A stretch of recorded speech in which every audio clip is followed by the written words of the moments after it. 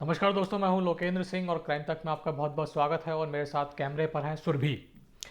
आज की जो वारदात है वो बड़ी अजीब किस्म की है, क्योंकि यहाँ पे एक मालिक और एक नौकर के बीच में एक ऐसा जॉब कॉन्ट्रैक्ट साइन होता है या एक समझौता होता है कि जिसके बारे में शायद ही आपने कभी सुना हो। और जब आप ये पूरी वारदात सुनेंगे तो वाकई में आप भी चौंकेंगे कि आखिर ऐसे कोई मालिक कैसे इस तरीके का जॉब कॉन्ट्रैक्ट अपने नौकर के साथ कर सकता है।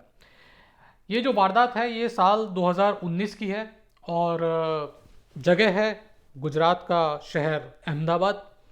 अहमदाबाद अहमदाबाद का एक इलाका जिसका नाम वसना है। वहाँ पे एक लड़का जो था जिसका नाम निखिल था, वो नौकरी किया करता था।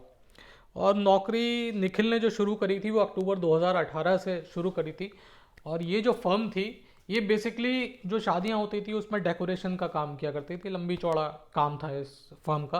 और अक्टूबर 2018 से लगातार निखिल जो है वो नौकरी कर रहा था। और उसके बाद जुलाई आते आते निखिल जो था वो उस नौकरी से एक तरीके से उसका मन नहीं लगा। और उसने अपने फादर को बोला कि मैं ये नौकरी नहीं करना चाहता, क्योंकि अब मेरा जो मालिक है और मेरी जो मालकिन है वो मुझे बहुत परेशान करते हैं। तो उसके जो फादर थे अशोक परमार, उन्होंने बोला कि अगर तुम्हें लगता है कि अगर तुम वहाँ पे कंफर्टेबल नहीं हो तो एक काम करो, तुम नौकरी छोड़ दो और तुम्हारा जो भी सैलरी वैलरी रुकी हुई है तुम्हारी उसके बारे में बात करो अपने मालिक से। और सैलरी लेके फिर किसी दूसरी जगह पे ट्राई करना। एक्सपीरियंस तो तुम्हें हो ही गया, अब इतनी सारी डेकोरेशन की फर्म्स हैं पूरे अहमदाबाद में, गुजरात में, कहीं पे भी नौकरी मिल जाएगी। एक बार हैंड ऑन एक्सपीरियंस आ जाता है तो जाहिर सी बात है आगे काम करने के लिए आसानी रहती है। और जो एम्प्लॉयर होता है वो भी काम पे रख लेता है अगर आपके पास एक्सपीरियंस होता है तो निखिल ने कहा ठीक है। तो निखिल ने 14 जुलाई 2019 को अपना जो उसका मालिक था उसको फ़ोन किया और फ़ोन करके बोला कि जी ऐसा है कि अब मैं आगे आपके यहाँ पे जॉब कंटिन्यू नहीं करना चाहता, तो आप मेरा हिसाब कर दो और आप बताओ मैं कब पैसे लेने आ जाऊँ। तो 15 जुलाई को जो मालिक था उसने बोला कि तुम 15 जुलाई को आ जाओ और मैं तुम्हारा हिसाब क्लियर किए देता हूँ और जो भी तुम्हारा पैसा बनता है सैलरी का वो तुम लेके चले जाओ। निखिल जो था वो यवसना इलाके की जो फर्म थी वहाँ पे पहुँचा। और जब ये पहुँचा तो इसने दोबारा अपने पिता को फ़ोन किया और बोला कि कोई इमरजेंसी काम आ गया है और मेरा जो मालिक है वो मेरे से कह रहे हैं कि तुम राजस्थान चले जाओ और एक छोटा सा एक काम असाइनमेंट है, इसको पूरा कर दो और उसको पूरा करने के बाद फिर तुम भले ही वापस नौकरी छोड़ देना और अपनी सैलरी लेके निकल जाना। ऐसी बात निखिल ने अपने पिता अशोक से बोली और बोला कि अशोक ने भी बोला कि ठीक है, अगर वो इंसिस्ट कर रहा है तुम्हारा मालिक तो जाके तुम ये वाला काम पूरा कर दो और उसके बाद फिर आ जाना।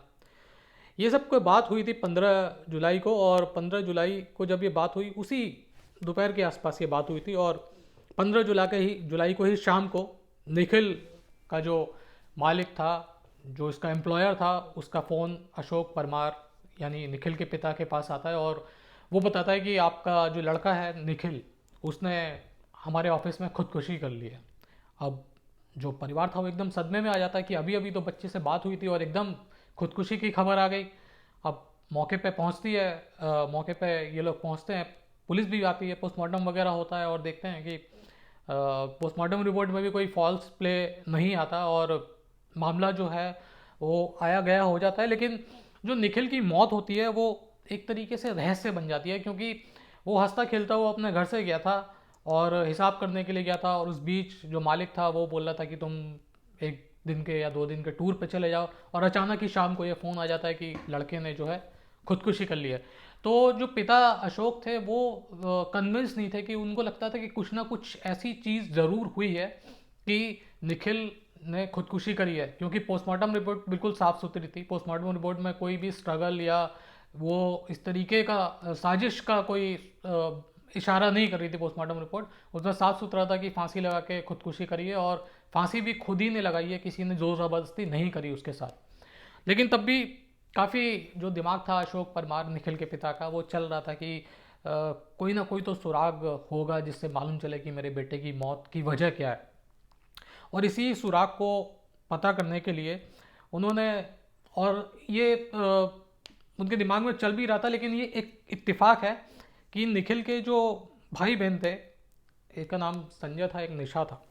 वो 3 महीने के बाद, जैसे 15 जुलाई 2019 को उसकी मौत हुई, और 3 महीने यानी जुलाई अगस्त सितंबर अक्टूबर में उन्होंने अचानक निखिल का जो फ़ोन है वो चेक करना शुरू किया। और क्योंकि 3 महीने तो वाकई में आदमी बहुत ज़्यादा सदमे में रहता है, लड़का 19 साल का था और अचानक चला गया, तो किसी ने उस तरीके से सोचा नहीं। लेकिन 3 महीने बाद बहन भाई ने जो फ़ोन था वो चेक करना शुरू किया, और जो फ़ोन था उसमें कई सारे मैसेजेस थे। ये मैसेजेस की जो ट्रेल थी वो निखिल, उसकी मालिक और उसकी जो मालकिन थी, उन तीनों के बीच में ये ट्रेल थी। और निखिल का जो आखिरी मैसेज था उसके मालिक को, उसमें उसने ये लिखा था कि आपने बोला था कि निखिल को बोला था कि तुम जाके मेरी पत्नी के साथ एंगेज हो, उसके साथ अफेयर शुरू करो। तो उसने बोला कि मैंने ऐसे ही किया जैसे आपने बोला था।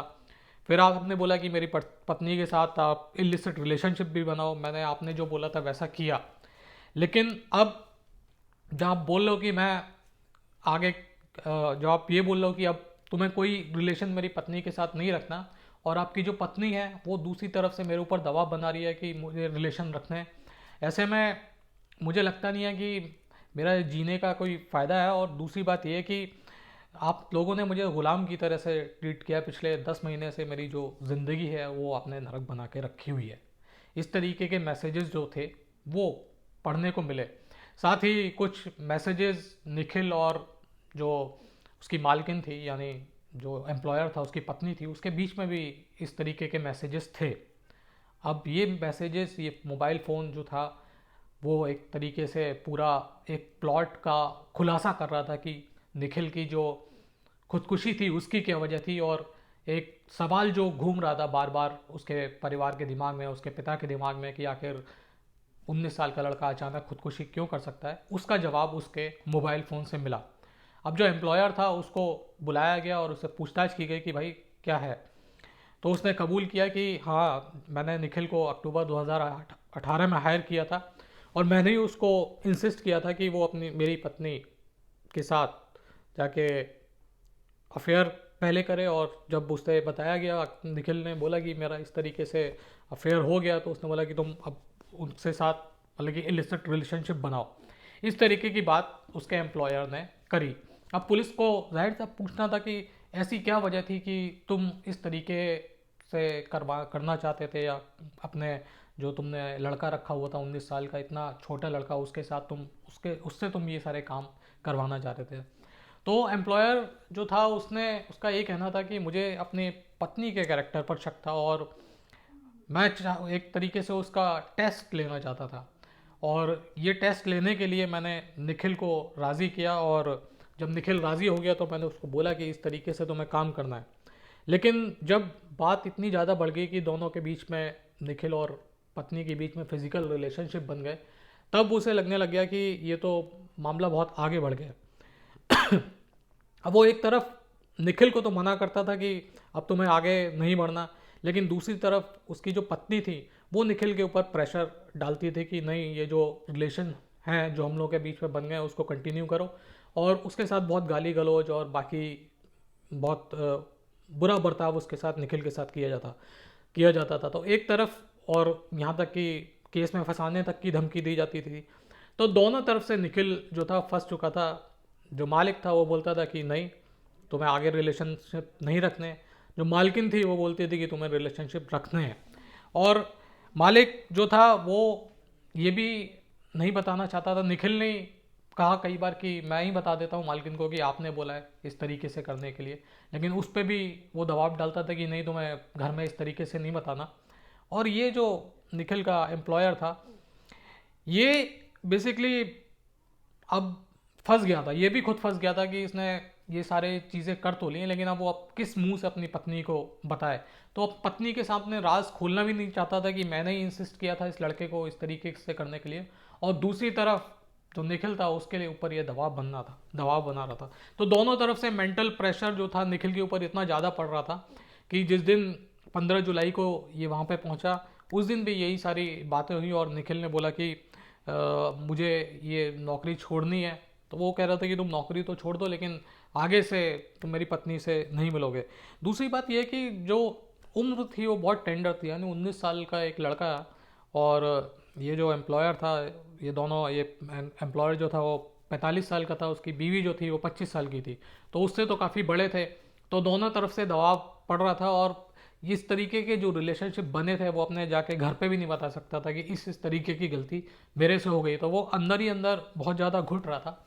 और 15 जुलाई को जब उसको लगा कि कोई रास्ता नहीं है, तब उसने जो ऑफिस था उसके अंदर खुदकुशी कर ली।